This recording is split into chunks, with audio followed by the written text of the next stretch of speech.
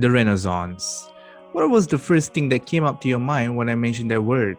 Arts, philosophy, aesthetic, the namesake of the famous four Teenage Ninja Turtles? Well, you're not wrong. It is an age of rediscovery, literally translated as rebirth from the French language. It is the period of time where the rediscovery of classical philosophy, literature, and art took place. Taking place roughly around the 14th century, it was an age of revival of the human civilization, specifically away from the Dark Ages and moving towards science and progress. The Europeans at the time believed that they had a great form of civilization sprouting from Greece, with great philosophers such as, of course, Plato and Aristotle, and great statesmen from Rome such as Cicero and Pompey. Why forget this intellectual and abandon the legacy that they had left? Why not appreciate their ideas and further cultivate it? Those were the questions on great minds at the time that helped build the very foundation of the Renaissance era. Starting in Florence, Italy, before spreading out to the rest of the country, the Renaissance era came about to life between the year 1350 to 1400 AD. Prior to the Renaissance period, in the Middle Ages, people thought life should and always be hard. It was a world filled with war and hard work, with citizens working themselves into the ground until they burn out. However, by the year of 1300s, the people of Florence began to think differently. Studying the past lives of the Greeks and Romans, they realized that life could be done in another way, which is introduced the new way of thinking called humanism, where they will apply the comforts of life by reawakening art, culture, science, technology, and music to bring more joy into life. As Italy was a considerably wealthy country at the time, it was rather convenient for them to extravagantly spend their money on the finer things of life, cultivating humanism more quickly. Wealthy merchants hire artisans and craftspeople more frequently, and there are competitions among artists and thinkers occurring more frequently. With the entire continent spending more and more money on fine arts, art began to flourish and new thoughts began to emerge out of this. This will then establish the foundation for the European age of exploration, which soon led to Europe's global power. The level of artistic and architectural production during this time is astounding, so much so that centuries later, works produced during the Renaissance continue to capture the public's imagination. Painters such as Sandro Botticelli that made The Birth of Venus, which depicted the goddess Venus arriving on the island of Cyprus, and Tiziano Vasilio with his work called Assumption of the Virgin. At the peak of the Renaissance, there were four great artists that were considered to be the greatest artists at their time. Popularized in modern times through a self-titled comic involving turtles, these great artists include Donatello with his sculpture called Virgin and Child with Four Angels, Michelangelo with his iconic painting of Adam and his interpretation of God, Raphael with his token of appreciation to the Greek philosophers through his painting of the School of Athens, and last but not least, of course, the painting that is most recognized by many and still talked about today, the Mona Lisa, by Leonardo da Vinci. Of course, if I were to talk about each of these talented artists, it will take several hours. Therefore, I would like to take my time to talk about the true Renaissance man, Leonardo da Vinci. Many people may not know that he is not just a painter, he's also an inventor, a great polymath, an engineer, and some will say an architect. Born on the April of 1452 in Florence, city called Vinci. Yes, his last name means that he is from Vinci and not really his original last name. So what's the case of most Italian name at the time? Talk about lazy parents naming their child. He was born out of wedlock to a wealthy legal notary, or what we call lawyer these days, named Messer Piero Frusiano di Antonio, and an orphan girl named Caterina di Miolippi. He was taken care by his father at a young age. However, being a child out of wedlock, he was not allowed to be given his father's last name. As a young boy, he was rather inquisitive and wished that men could fly like birds and swim like fish. Even though he received early education, Leonardo did not seriously study Latin, which is considered to be the key language of traditional learning until much later, when he acquired a working knowledge of it on his own. He also did not apply himself to higher mathematics, advanced geometry, and arithmetic until he was 30 years old, when he began to study with pure diligence. Being the child with many half siblings, he learned that he would not be able to inherit his family estate, or even if he had the chance, it would not be enough to support him financially. Therefore, Leonardo had to learn a trade or a skill to take care of himself in medieval Florence. At the time in Florence, guilds were like trade unions, and it provided multiple choice of jobs that men at the time could pursue on, as long as he was born into the right social class. The highest ranking guilds were called arti maggiori, and his father would have been a part of the guild of powerful lawyers, judges, and notaries.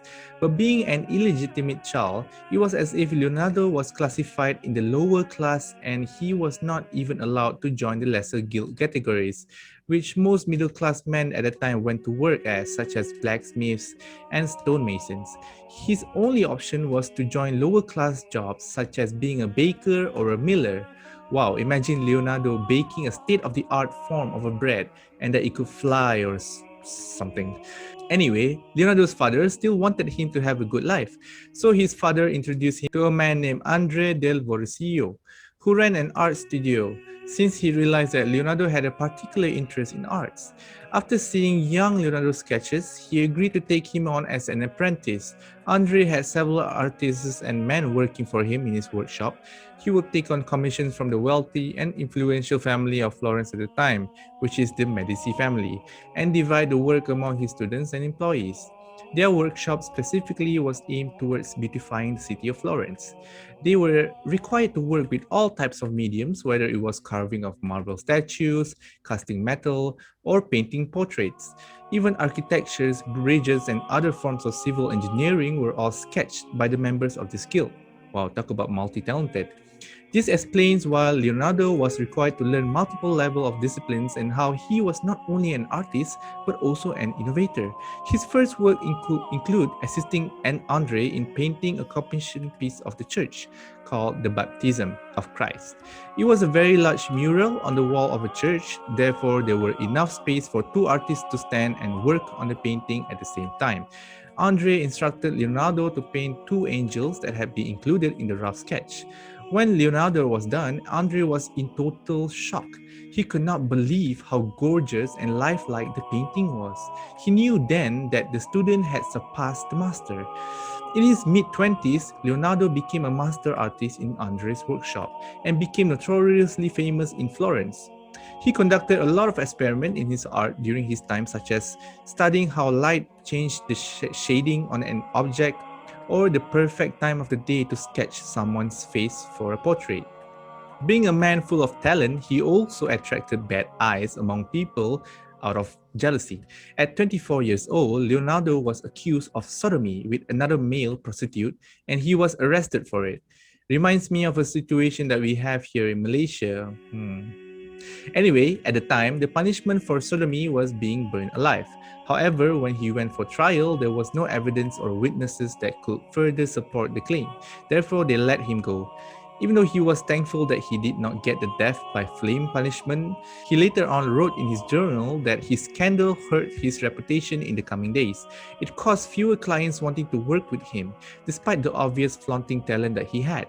When he was 29 years old, he was asked to do his first commissioned mural at the church all by himself. This is a sense of growth that we see from him because he worked on this art solely without assistance. The painting was called Adoration of the Magi, and he took the concept above and beyond any painters of his time. However, being overwhelmed with ideas and great concepts, it took a toll on his ability to put it to work and execute them. He was infamous of being paid by wealthy patrons but ended up not being able to produce the works that they had asked for. This attitude doubled up with the scandal of sodomy. His talent was not enough to make ends meet. He thought that maybe now is the time for him to start somewhere new.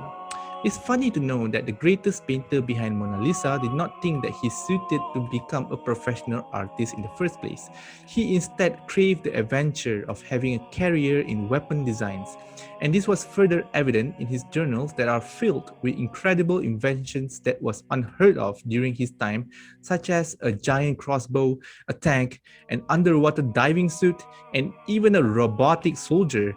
Yes, Terminator was not the first one to conceptualize the idea of a maniac killing machine. He was truly hundreds of years ahead of his time. However, without practical use and lack of resources, these ideas never came to life. Finding a new place to settle, the Duke of Milan gave him a new assignment of decorating a church called Santa Maria, where he painted one of his most famous works, The Last Supper. At the time, the priests were actually very annoyed with him because it took him 3 years to complete the painting, which is a mural on the wall of the church. Having a specific interest in how birds fly and the theory of gravity and air pressure, he managed to sketch the concept of a flying device that actually considered by many as not absurd and actually practical. It is just that people thought he was out of his mind and would not trust any of his inventions at the time, therefore it did not took off until many years later, as we all know with the invention of motor-operated airplanes. His most notable work of all time, the Mona Lisa, did not come to being until much later in his retirement age. No one knows who the woman in the painting is. There are theories in what she might represent, but none have yet been confirmed. Unlike all of the portraits that he drew, he carried around Mona Lisa with him for the rest of his life. For once, this was a piece of art that was done just for himself and not for others. This goes to show how special this painting was for him, and whatever Mona Lisa meant to him, it meant a lot. Leonardo died at the chateau he resided in on the 2nd May of 1519 at the age of 67. Within Leonardo's lifetime, his extraordinary powers of invention, his outstanding view of physical beauty, his infinite grace towards mankind, and tremendous breadth of mind in creating, he certainly was a genius of his time, establishing the foundation of science and progress of contemporary times and laying down ideas that came into life until years later. A product of the Renaissance era, a man of many legacy. Thank you very much.